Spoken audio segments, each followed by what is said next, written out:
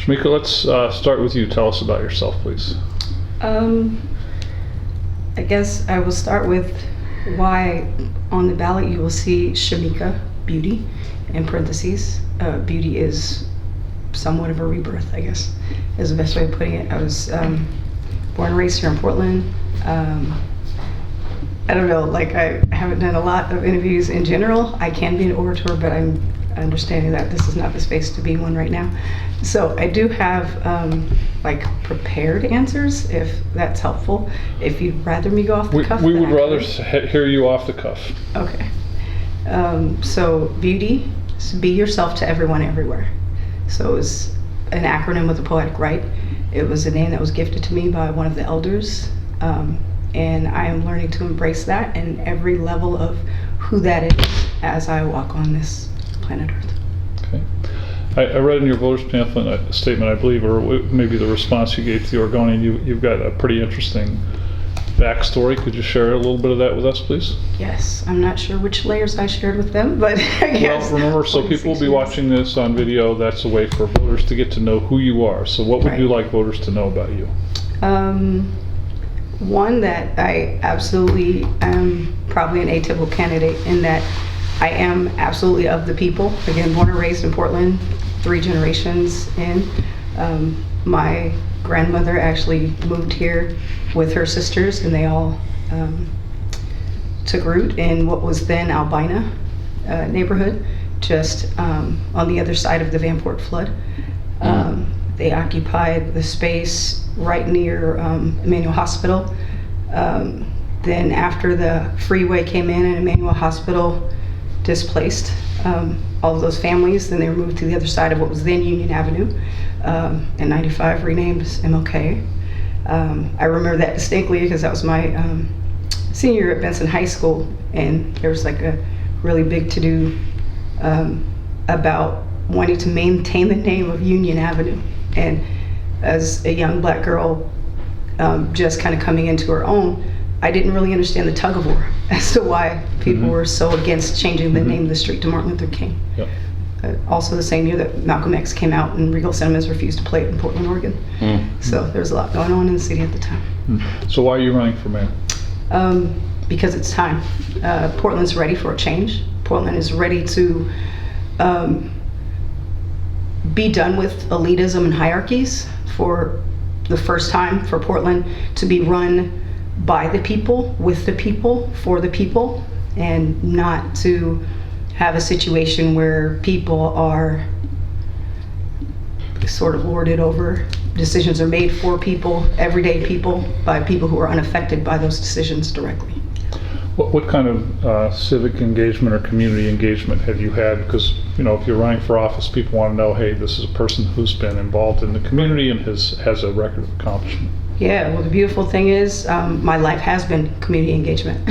From the other side of, again, when I was marching down MLK to change the street from Union to Martin Luther King, when we were trying to activate the adults at the time to push back against Regal Cinemas and boycott the theaters, which we didn't accomplish.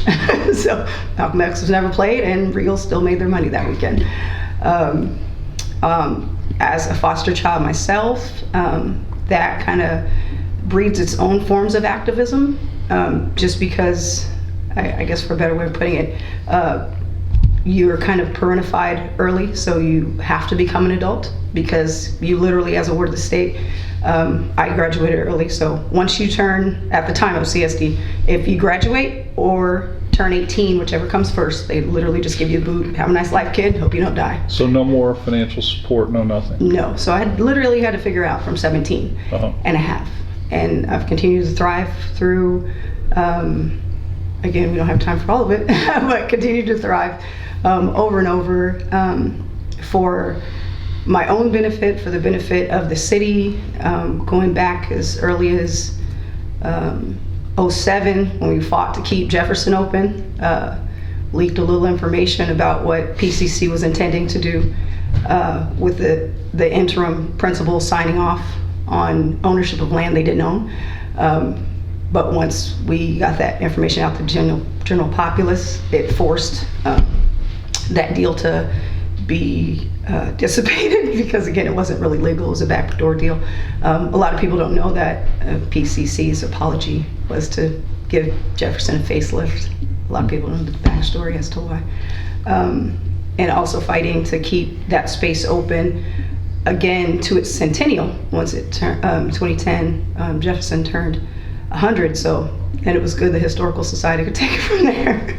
Yeah. So we were able to save that school. But also a lot of people might remember that was really the onslaught of gentrification as well. So there was a real push to move the Black community out of northeast Portland, which lots of layers as to how that happened, but also fighting on the front of that with the Emmanuel Displaced Persons too, which some of you Google it, they now have a lawsuit against the city. Yeah. But again, just I guess just playing very important roles in keeping conversations moving forward, and not just conversations, but conversations moving towards action. And again, being one of the people who helped facilitate a lot of change, but never in the forefront. Okay, thank you very much. Josh, tell us about yourself and why you're running. There's a lot of reasons. I think that Well, maybe first introduce yourself for the camera. Okay. We know who you are, but the camera does not. My name is Josh Leake, and I'm a Portlander, born and raised. Grew up in Northeast Portland, lived in Southwest Portland, and have pretty much lived here my whole life, except for some time in Washington, D.C. and abroad. Yeah. So, Grant? I went to Madison, Okay. although one of my first jobs was at Grant High School. My grandmother was a librarian there, and so I used to teach swimming to kids, and was also a lifeguard, swim instructor, and I actually worked it was one of my first jobs, I believe, working with the city. how have you made your living since you left Madison High School? It's a mixture. I have a lot of art. I have an art background, so I've done a lot of graphic design, but mostly I've been the owner of a mortgage company, which is kind of funny because in the 80s my parents applied to do a refinance, and they were denied by a company called Portland Mortgage, which used to be the largest mortgage company in Oregon. And about 8 years ago I was able to buy its assets. So now I own it. It's kind of a funny thing. And every once in a while I get letters from people asking about their mortgage, and I always send it that they don't owe us any money.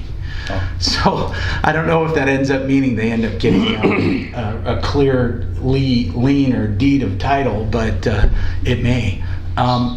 And you know, I've in 2012 I spent a year with homeless people on the streets, making a documentary that I ended up winning a film festival and $20,000 from Hugh Jackman, who's an actor, and it really put me, I think, closer to what is going on in our streets. And I feel that that experience, with my experience volunteering with first responders for over 600 hours, has really showed me some things that is helping me currently in a film that I'm producing. And it's really making me question some of the decisions that are being made by our current candidates, and that's really causing me to want to step up and say something. What decisions specifically are you? Give us an example. Well, there's a housing plan put together by someone that has no housing experience, and if you look at the what we call in the movies the credit lines, there isn't one. It's what I like to call binocular management. You know, they're looking like this at a problem, and they're not really getting into it very deeply. And I feel that I've seen that in many situations with the city. For example, the city lost the right to be able to bring Sundance to Portland. Sundance Film Festival would have been a huge economic impact. I think they said it was like, I don't know, $80 million a year that could have brought to Portland. And I'm producing a movie in support with Sundance right now. And I was really, really angry that they didn't even speak to film festivals here in Portland. In fact, one of the most profound programmers in the city, a guy by the name of Joe Stevens that has worked at the Portland Film Festival, I think for 7 years.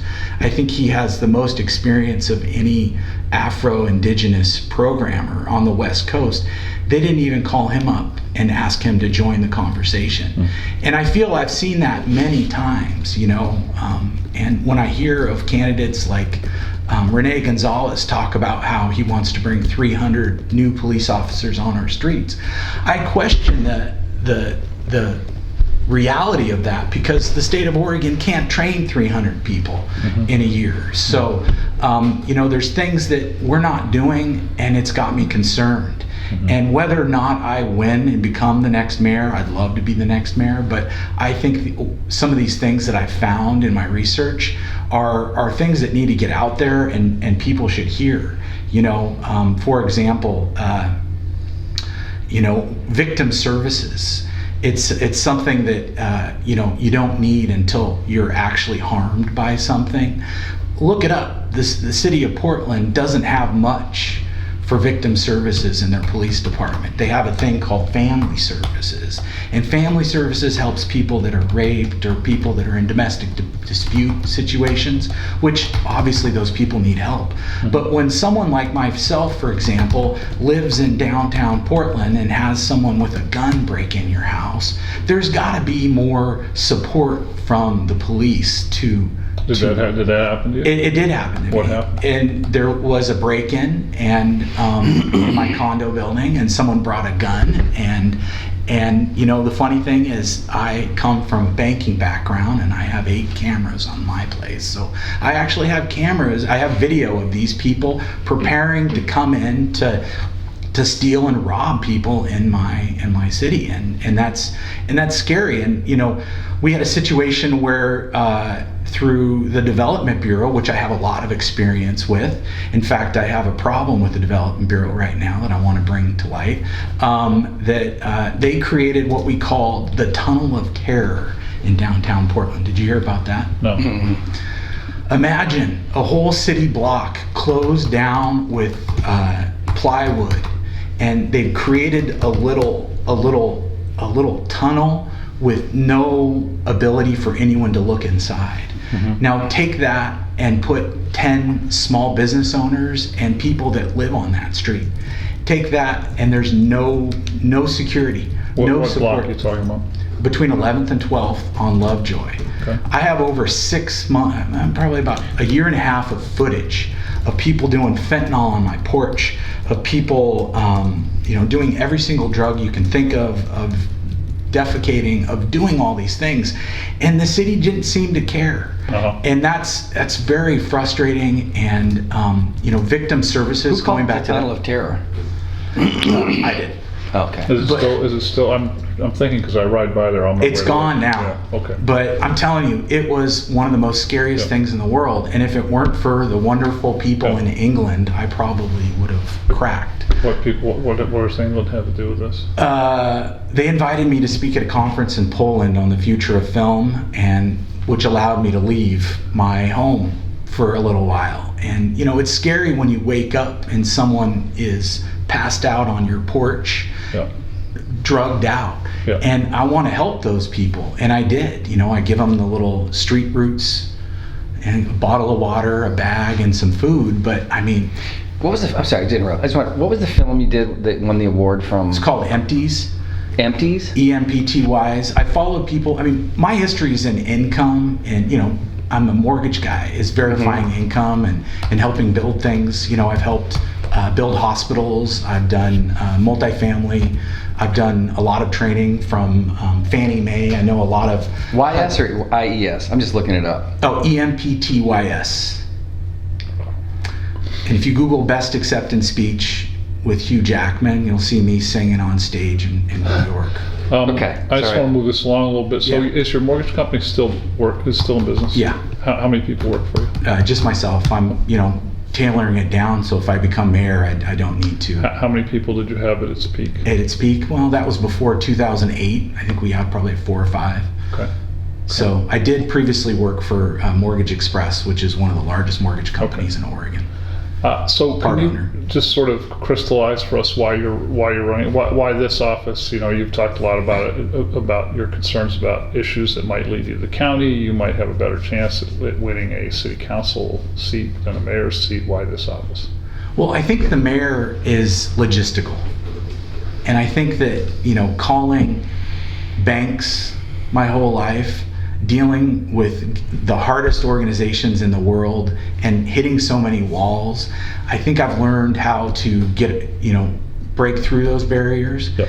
And, you know, my experience founding and starting. Oops, hang on. I thought it was Sorry, our lights. motion. That's all right. You know, my experience starting the Portland Film Festival, bringing, you know, diverse communities together. You know, Is the film festival? Sorry to be ignorant. Is it Yeah.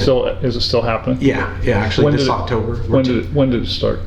2012, 2013. That's different from PIF, though, right? Different from PIF. PIF So- is actually no more, and, you know, funny thing is PIF sent us a letter the first year we started the film festival. Cease and desist. They said it's the cease and desist, and my attorney said you can't own Portland. Okay. And the funny thing is we now own Portland International Film Festival. How many films we have this year? We'll have 90. Wow, that's great. All right, let's move this along to Michael. Tell us about yourself. Introduce yourself, please, and tell us about yourself. Okay. I was What's your name? born. My name is Michael Hayes, Michael John Hayes, and I was born in Montana. But I have only lived in Montana long enough to have one ice cream cone. There's a photograph of that. Have you been to Fenton's Creamery in California, in the Bay Area? No. They have a picture. It's a dead ringer of me Uh-huh. eating an ice cream cone. Okay. Anyway, family relocated to California. Actually, my parents were both from California. And I grew up there, went to school there, graduated from the University of California, Berkeley. Did a couple of years of graduate study at San Francisco State in geography. And while I was there, I ran a map library for the Department of Geography, and I was a teaching assistant in economic geography and also in urban studies.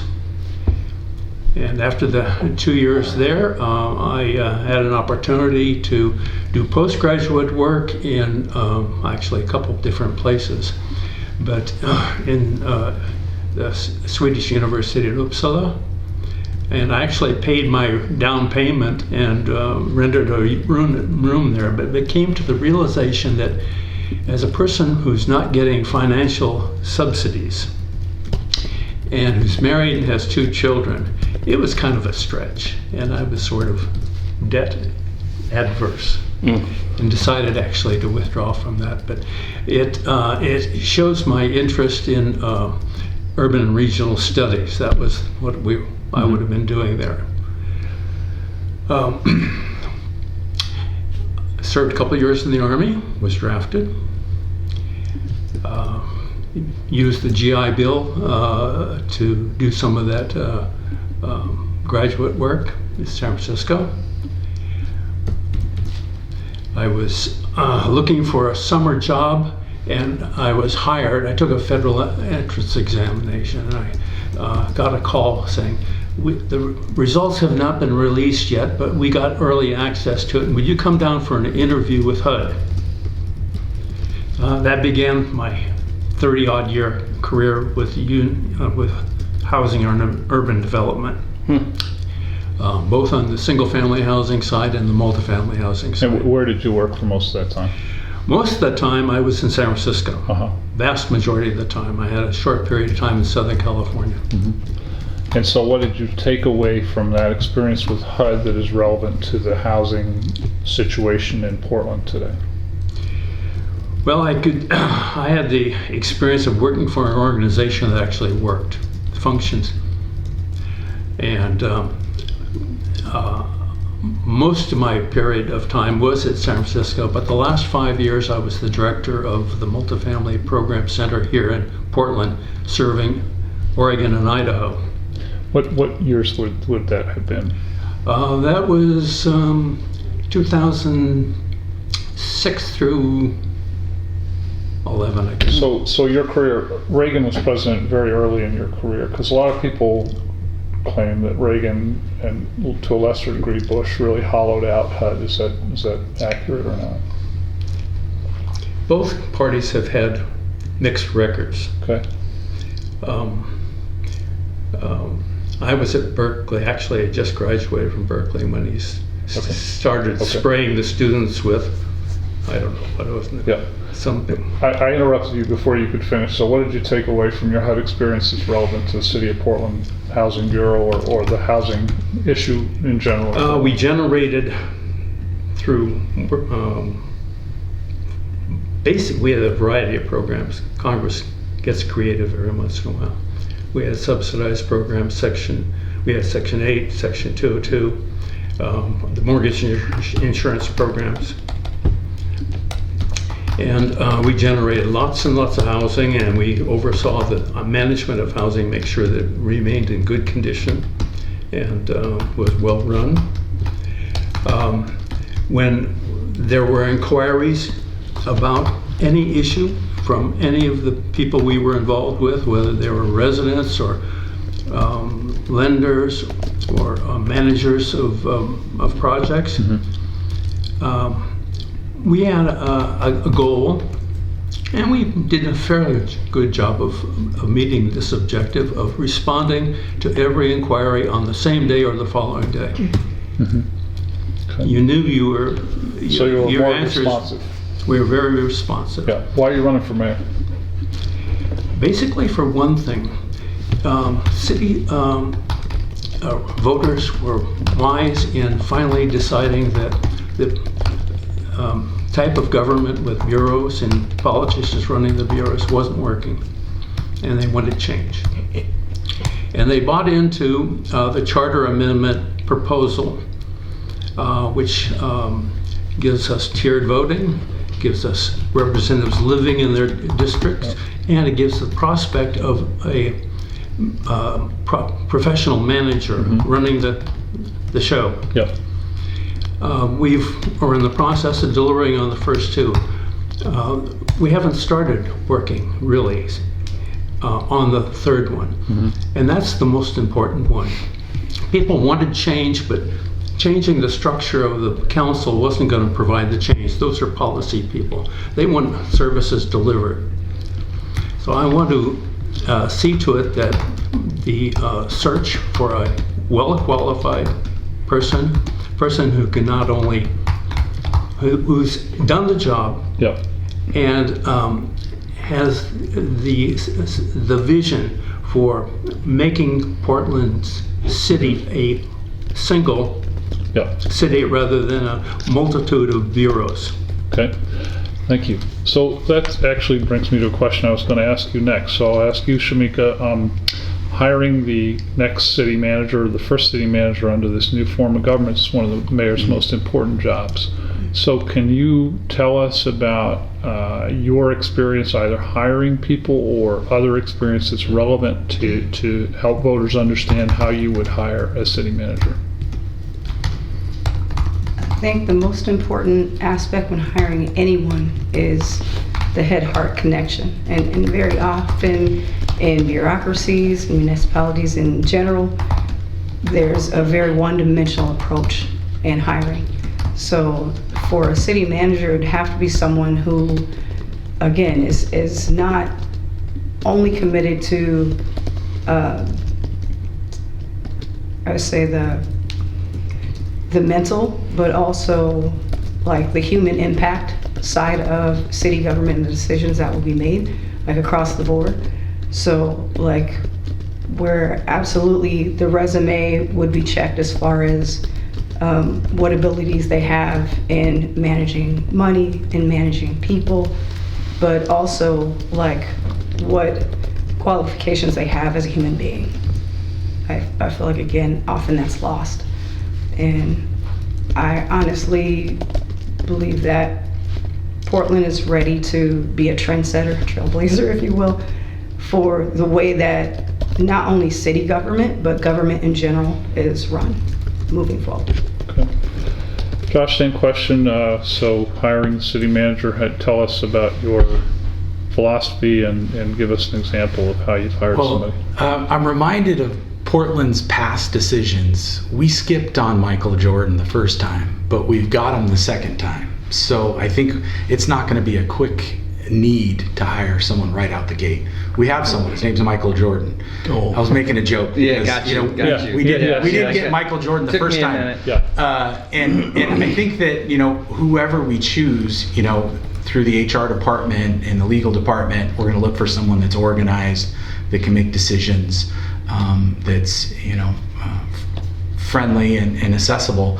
And I think beyond that, I'm open to finding what it is. In fact, when you make a movie, a lot of times, what I love is those things you don't expect, and I think those sometimes end up being what make it so much better. And I think whoever we find, I think that Portland is going to be involved. I think the new 12 council members will be involved, and I think it'll be a process. I don't think it's one that has to happen right away, because we do have our own Michael Jordan as it is to work with us right now. Okay. How about, so you raised this topic. Tell us about your experience hiring people.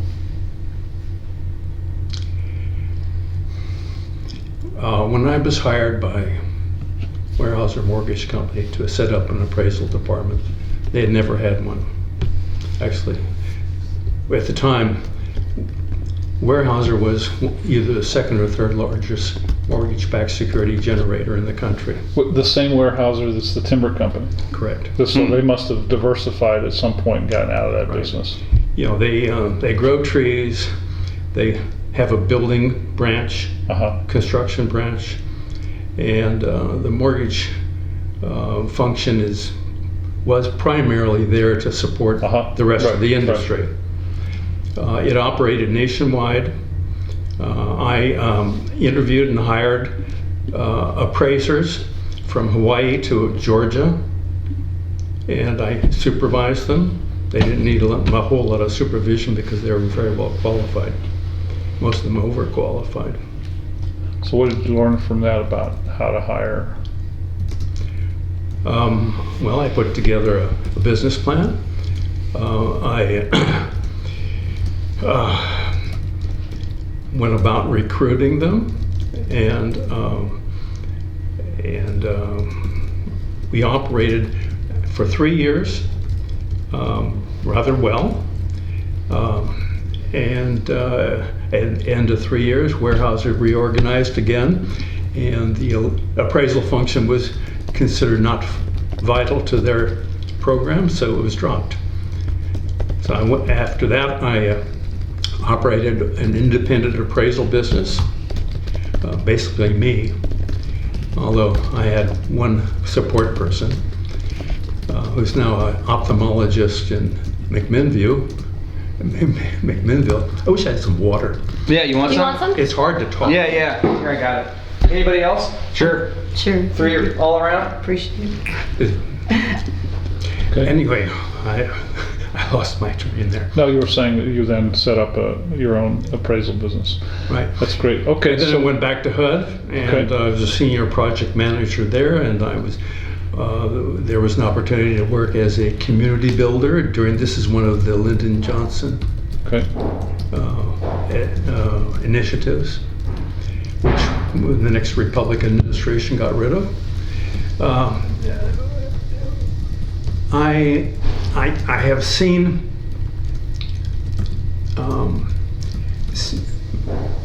in the case of my direct experience, federal staff work very efficiently if they have clear instructions, and they take great pride in the work they accomplish. A few exceptions is when politicians get involved. So that is primarily the reason I'm a candidate. I want to let the politicians just take a rest on the bench for right now, or run for the council. That's so. Yeah. Thank you. Okay. Can I say one more thing? Sure. And one thing I've kind of noticed that's in big contrast from what I was taught by Vera Katz was that the community is very important in the city, and we're seeing a lot of those connections and the ability for our own community to participate in the city's decisions be taken away. And I feel that, like, when we make this decision about who's going to be our manager, we need to make sure that more community is involved. And like, we don't have our the police volunteers are no longer around. Our neighborhood organizations have been gutted, and there's just very little community participation, it seems, in our city compared to where we've been, and that is something I think that is unfortunate, because I didn't know that about Malcolm X, and that was such a shitty thing, and it makes me want to go out and put together a screening of it. But it's very, those things happen, and I think that what we learn from the community, from people, is sometimes more important than what politicians a lot of times figure out themselves. And we've seen that with the music venue, we've seen that with Sundance, and we've seen it with a couple instances where a lot of our commissioners aren't really listening to the public. And I think that's why you're seeing 18 people sign up to be mayor. So May I go back to what I was saying? Look, we need to move along just a little bit. So, sorry. I want you all to tell us, this next mayor is going to be faced with a brand new form of government. It's going to be perhaps chaotic. The mayor's going to have to make a lot of hard choices. So tell us about a hard decision that you've made in your life or in your professional life that reflects the kind of decision-making ability the next mayor should have. We'll start with you this time. Hard choices. I don't know that the question implies that there is a potential downside to the choice, and most of my experience has provided opportunities for upsides. You encounter people who are not part of the team or who are non-productive. I briefly had one supervisor like that in the private sector, and after speaking to the senior management, the executive vice president, CEO, that person found other work. So there was the potential of a downside in my work experience, which was eliminated because I had very good top management who understood the goals of the organization and were willing to support them. Okay. Can you restate the question? Give us an example of a hard choice or hard decision that you've made that would reflect the kind of thinking that would make you an effective mayor. Well, I'm a little inspired by my colleague over here talking about, someone's personality isn't just the decisions they make, it's their character, I think, really is what she's talking about. And in the mortgage industry, we're always worried about people's character, what they've done in the past. Will it show what they'll do in the future? And I can't think of anything more important right now than my mom is in hospice, and I visit her every day for about a half hour, and we watch either an episode of MASH or we started to watch the Golden Bachelor, which she's really into. And I feel that, there's a certain amount of privacy you're going to lose being mayor. And hard decisions are, just putting yourself out there to the public. And I think a hard decision that I think we've all up here have made is putting our hats in the ring, because everything that we've ever done in the history of our lives is now an open book, and it will be written about. And I think that one of the hardest decisions that I've made probably recently is deciding to run for mayor, because we all have lives. We've all done good things, we've all done bad things, and we're willing to let those things get out there because we feel that Portland deserves something better. better than what the current commissioners are doing. And hardest decision is obviously telling someone that they're no longer employed. And I've done that, and it's hard. And my biggest mistake in life probably is keeping people employed longer than I should have. But I feel sometimes that there's a level of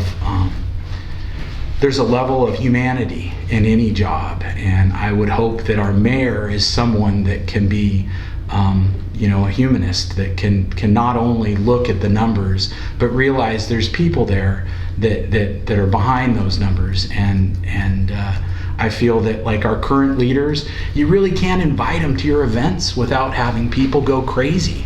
And I would love to have our leadership be someone that can then, be welcomed at your events. We haven't had a mayor at the film festival since Charlie Hales because of security concerns. And it would be nice to have someone in office that isn't so decisive and mean. And I'm sorry. Okay, great. Shamika, how about you? A hard decision that you've made that would show voters how you would govern? And lots of hard decisions I've made throughout my life. I admit running for mayor isn't one of them, only because I guess Kairos has been a word. People ask me why. I said I couldn't not in this moment. And as far as my life in general, I recognize that my life is an open book. I've learned a lot from it, and my prayer is that other people learn as much from it as I have.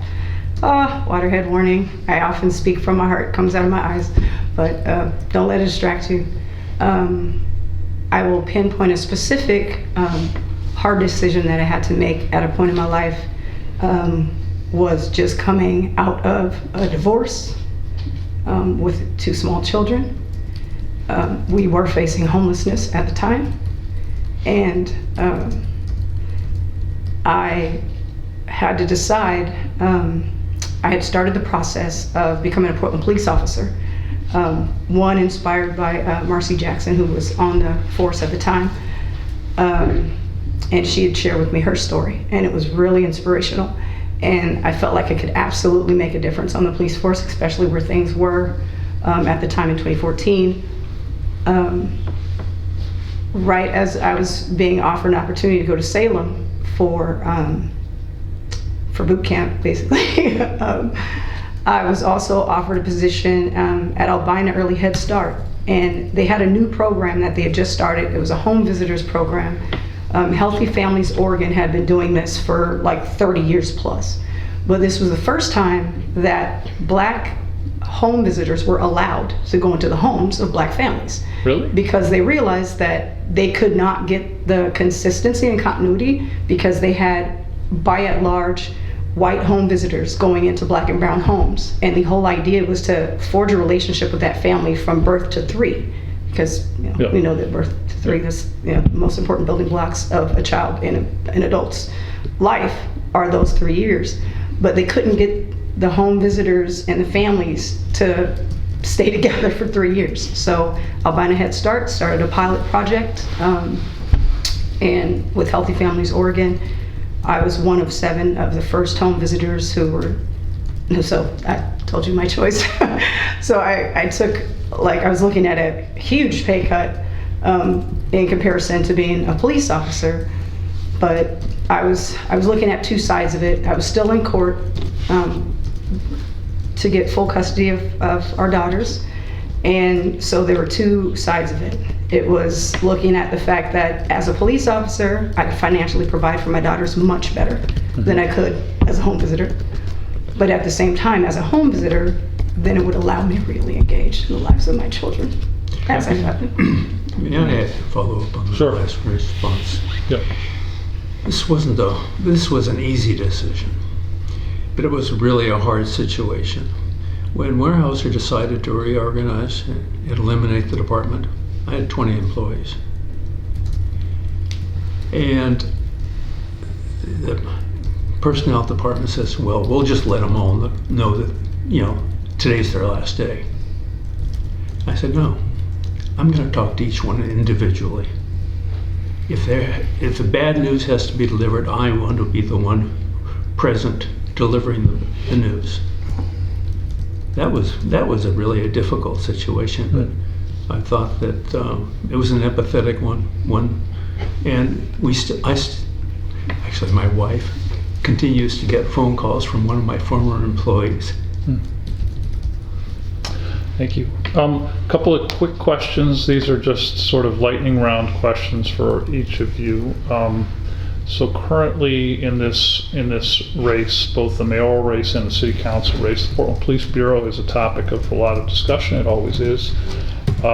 We currently have 801 police officers in this city. We have budgeted 900, so we have 100 roughly vacancies. Do we need more, fewer, or the same amount, the same number of police officers if you're elected mayor? Josh, we'll start with you. Well, community policing is something that Charles Moose and really advocated for, and I'm always remembered of the famous story of the evening of the pandemic in Portland when the head of the Bloods was killed and everyone in the city was worried about going out, and he and a lieutenant went over and met with the family members, and after 4 hours of speaking with them, had dinner, and later that evening went and played basketball. I think that community policing is something that's needs to be more of a priority in our city. Do we need more police? We didn't hire police officers for 2 years. We're understaffed. Property crime doesn't have enough people investigating it right now. We need more victim services, and I've actually already found money that the city can get from the Department of Justice to support victim services and mass casualty preparedness. No one in the state, no agency in the state has participated in mass casualty preparedness with the Department of Justice's new program. So yes, we need more police officers. Great, okay. More, fewer, or same amount, Michael? This is, remember, this lightning round. Undoubtedly we need more, but we also need to provide support for the police department and not have them assume all functions related to policing. There are a lot of functions that can be picked up by others, and I would hope that the policy people would have a good, solid discussion on this, and our next city manager, administrator, if you prefer, will have experience with analyzing and providing recommendations with strong justification for whatever can be afforded in a budget. Okay, Shamika. I want to give a little bit of context. I realize it's Sure. lightning. It's okay. People may or may not be aware of attrition. A lot of people blame a varying number of things on why there are less police in Portland than there were, but a lot of people are not looking at the timeline of the war on drugs, the war on gangs, and when an influx of police officers were hired across the nation, specifically in Portland as well, and we've hit that 25, 30-year mark, where a great deal of police officers, as a matter of fact, if I'm recalling the numbers correctly, there's roughly about 200-ish officers who are up for retirement in this winter, around November. So I guess my answer is not a either or, it's a yes and that is, we have officers who are looking at retiring, let them. And when we hire new officers, then we need to take a new approach as to how they're being trained, what specifically they're being trained on. Once again, not only law enforcement, but also like the social aspects of community policing. So those are things that are hand in hand, not separated, but also to create new forms of community policing that are not just criminal based. Okay. I will expect that each of you will list yourself first when you're filling out your ballot. You'll vote for yourselves, I hope, as mayor. I want to know who you will list second and why. Start with you, Shamika. I kind of have mixed feelings about the way that the new ballots are meant to cause people to feel like they have more sway or more authority in the vote, where again there's a back line that could allow for information for those of us who have been around Portland. We know gerrymandering is a real thing, that those numbers can still be shifted and played with in the back line. But be that as it may, my second would definitely be Daryl Bay. Yeah, for sure. How come? Less than 2 weeks into my becoming a candidate for mayor, Mr. Bay actually reached out in an effort to collaborate versus compete. Okay. So to me, that speaks deeply to his character. Okay. Josh, your second choice? No choice. I don't know. I'm still looking. Really? So, I mean, ballots don't come out for another 2-3 weeks or something like that. Okay. And there's 18 people that are listed on the ballot. Okay. Michael, second choice. I do have a second choice. I was looking at statements made by the candidates. And I think there's a female member of the current city council who has great potential. Carmen Rubio. Carmen Rubio, right. And from what she says, I'd like to have further conversation with her, Yeah. actually. Yeah. But from what she says, I would think that she would provide at least a degree of hands-off after hiring a manager. I think that a strong mayor is not what we need. We need somebody who will put in place a strong manager. Okay, great. Last question. We have the same last question for all candidates in every office this session, and that is, what were you known for in high school?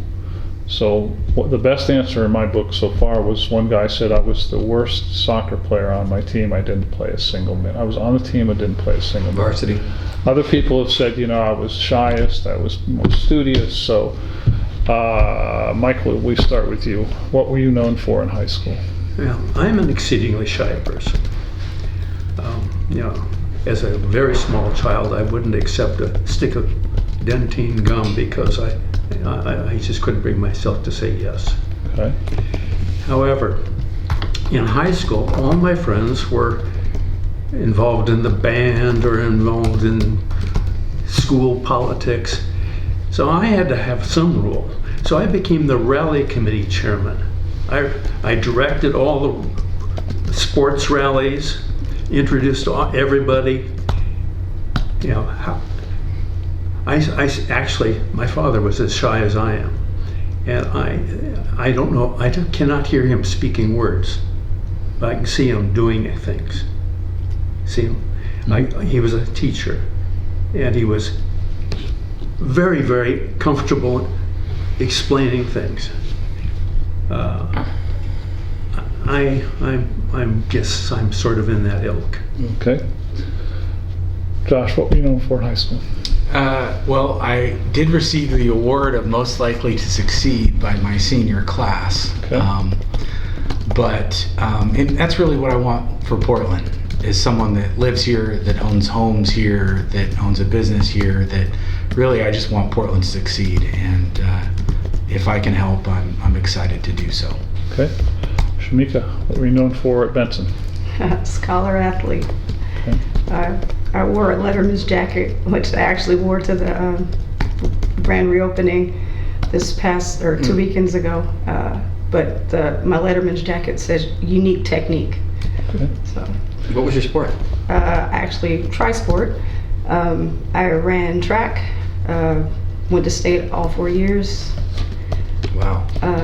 Played basketball, which was probably the lesser of the three. I didn't letter until although we had some exceptional players on the team. I didn't let her until my senior year in soccer. I played on a classics team, first team all-city MVP. Wow. Wow. What position? I started off as power forward. Our goalie got hurt, and I never left the goal. Wow. And that's actually how I became MVP in first team That's- all-city, because we actually had several shutouts against like some of the top state teams here. That's great. That's a position change. All right, well, thank you all very much for coming in. May, It's been great. may I just say Yes. a thing or two? Sure. We wished right past community involvement. Yep.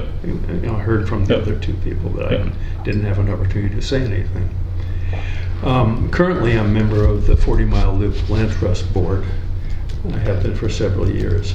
Most of our efforts right now to complete the trails system throughout the Portland metro area are focused in north part of Portland because there are greater opportunities there.